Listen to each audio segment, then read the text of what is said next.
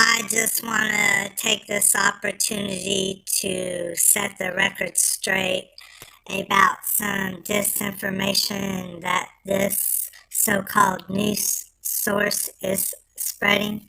I want to correct this disinformation.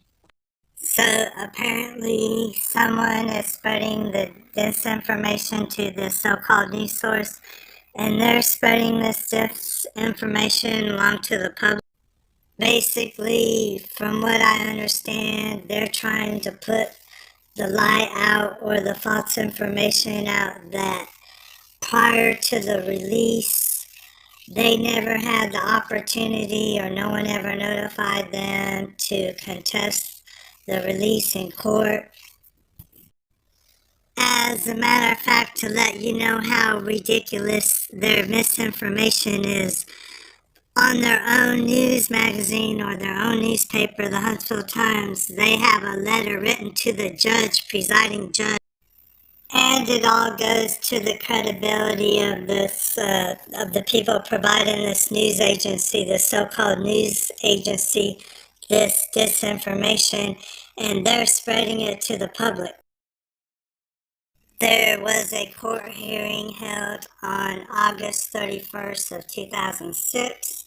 And any investigator or anyone that had any concern about this case had their opportunity to come to this court hearing for this release hearing and put their concerns on the record, and that way the federal court would have the opportunity to hear their point if there was no state court that wanted to hear what they had to say. There was also another hearing, a release hearing that was held on the first day of April 2009.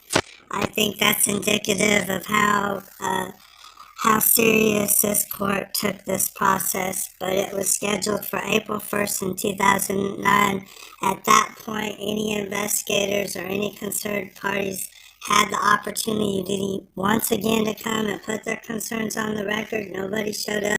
There were lawyers from Tuscaloosa County that were trying to depose some of these individuals that were involved in manufacturing that fraudulent drug charge.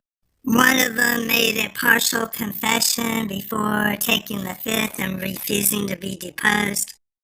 They also claim that they didn't know about these boys that took me and drugged me up, or this cult, or whatever they were. But the court record shows a different story.